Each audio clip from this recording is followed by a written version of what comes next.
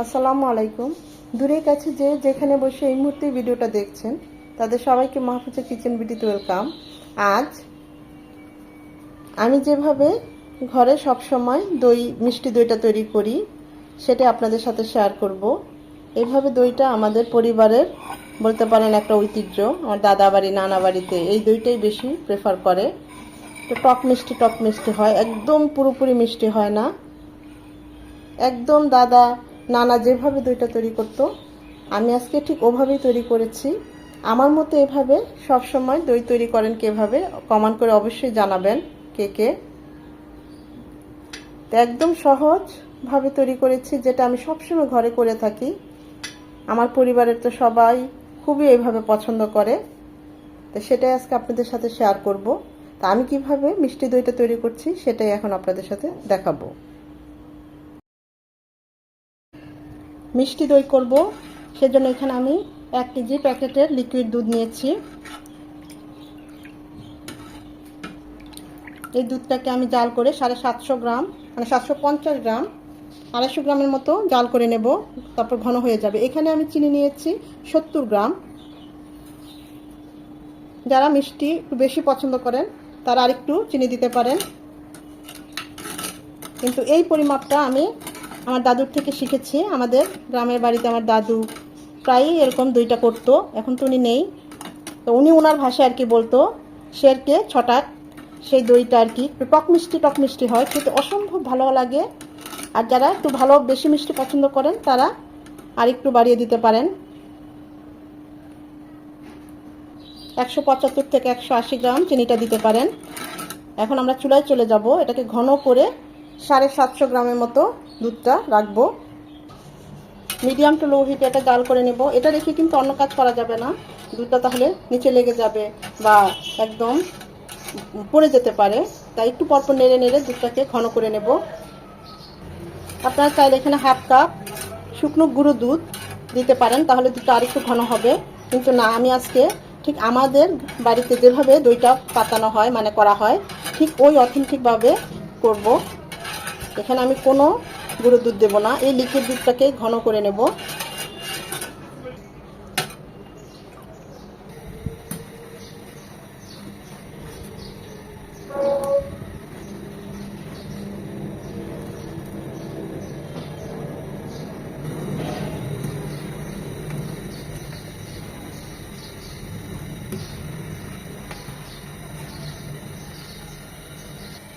খেয়াল রাখতে হবে যেন সর পড়ে না যায়।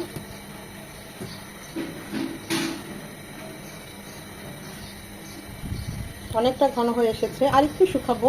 এমন না যে মিষ্টি দই করতে গেলে যেমন 1 কেজি দুধ নিয়েছে এটাকে হাফ কেজি করতে হবে, তা কিন্তু না। আপনি 250 থেকে 300 গ্রাম শুকিয়ে নিলেই হবে।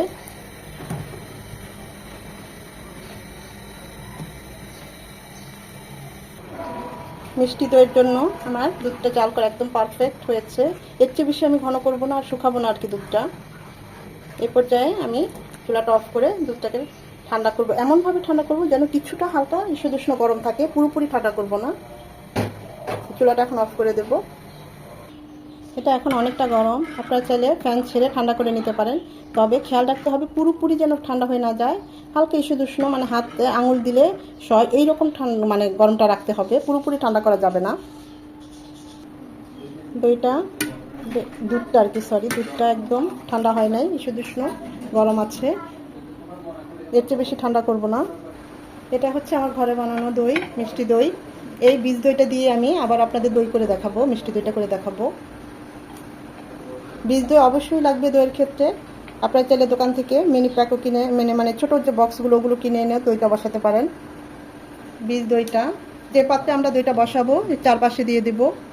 যে কোনো পাত্রে আপনি দিতে পারেন, গ্লাসে দিতে পারেন, মাটির হাঁড়িতে দিতে পারেন, যার যেমন সুবিধা, যে হাতের কাছে যেটা থাকে সেটাতে এই দইটা পাততে পারেন।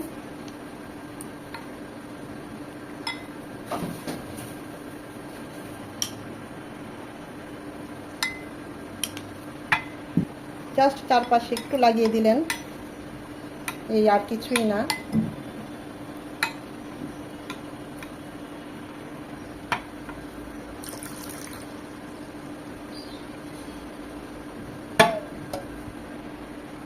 চাইলে এখানে একটু শুকনো গুঁড়ো দুধ ছড়িয়ে দিতে পারেন, খেতেও টেস্ট ভালো আসে, দেখতেও ভালো লাগে। আমি আজ তা কিছুই করছি না, যেভাবে সবসময় আমি করি বাসায় সেটাই করছি। এখন এটা ঢেকে দেব একটা যে কোনো একটা গরম স্থানে, এভাবে একটা তাওয়াল বা গরম কোনো শক্ত বা একটু ভারী কাপড় দিয়ে ঢেকে রেখে দেবো 7 থেকে 8 ঘন্টা। গরমকালে দই পাততে বেশি সময় লাগে না, 7 থেকে 8 ঘন্টার মধ্যে দইটা জমে যায়। শীতকালে একটু সময় লাগে। বাস হয়ে গেল। এখন এটা আমরা একটা সেফ এবং একটু উষ্ণ গরম জায়গায় রেখে দেবো, যেখানে ফ্যানের বাতাস বা ঠান্ডাটা কম লাগে। কিছুটা দুধ রয়ে গিয়েছে, তাই ভাবলাম একটা গ্লাসেও দইটা পাতি।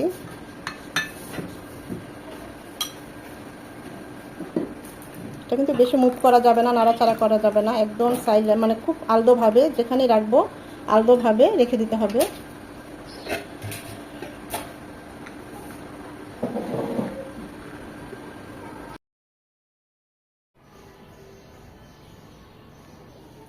ফিরে এলাম 8 ঘন্টা পর। দেখি আমাদের দইয়ের কি অবস্থা। মাশাল্লাহ মাশাল্লাহ। আমি কাপেও আরেকটু দুধ ছিল, বসিয়ে দিয়েছিলাম। মাশাল্লাহ, দেখুন একদম জমে গিয়েছে। এটা ফ্রিজে রাখলে আরেকটু টাইট হবে।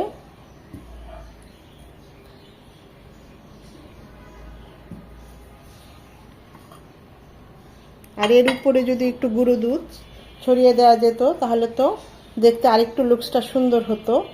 তা আমি আজকে চেষ্টা করেছি আমার দাদা বাড়িতে যেভাবে দইটা বসানো হয় সেভাবেই করতে। ছোটবেলা থেকে দেখে এসেছি এভাবে আমার দাদু, বেশি আমার ফুপুদের বিয়েতে বা কোনো মেহমান, অনেক মেহমান গেলে সারা রাত এভাবে মনে মনে দুধ জাল করে সারা রাত এভাবে হাঁড়িতে, নতুন হাঁড়ি কিনে দই বসিয়ে দিত। মানে কেনা দইটার চেয়ে হাতে বসানো দইটাই সবচেয়ে বেশি প্রেফার করতো। তা আমরাও ওভাবেই, আমিও প্রায় এভাবেই করি, আমার কাছে এটাই বেশি ভালো লাগে।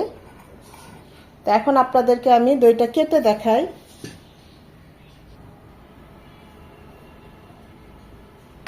মাশাআল্লাহ, দেখুন আমাদের দইটা কত সুন্দর হয়েছে। যে কোনো বড় অনুষ্ঠানে, বিয়ে বাড়িতে বা আত্মীয় স্বজন আসলে ঘি দিয়ে পোলাও আর এই হাতে বসানো দই তো আমাদের থাকতেই হবে, সেটা নানা বাড়িতে দাদা বাড়িতে দুটোতেই। এখন তো জর্দা বোরহানি এগুলো হয়ে যাওয়াতে এই দইয়ের আবেদনটা অনেক কমে গিয়েছে। অসম্ভব মজার এই দইটা, একটু টক মিষ্টি হয়, একদম মিষ্টি হয় না। দেখতেই পাচ্ছেন কতটা ক্রিমি হয়েছে। আর যেহেতু নিজের হাতে বসানো দই, অনেকে অনেকভাবে দই এভাবে করে থাকেন, আমি তো এভাবেই করি। আমাদের বাসায় পরিবারের সবাই এভাবেই করে থাকে, সেটাই আজকে আপনাদের সাথে শেয়ার করলাম। আশা করি আপনাদের ভালো লাগবে।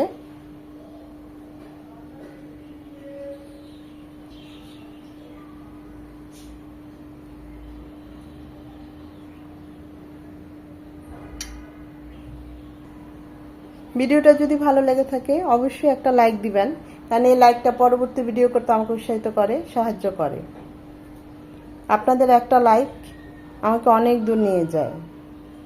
সময় নিয়ে যারা এতক্ষণ এই ভিডিওটা দেখেছেন তাদের সবাইকে অসংখ্য ধন্যবাদ।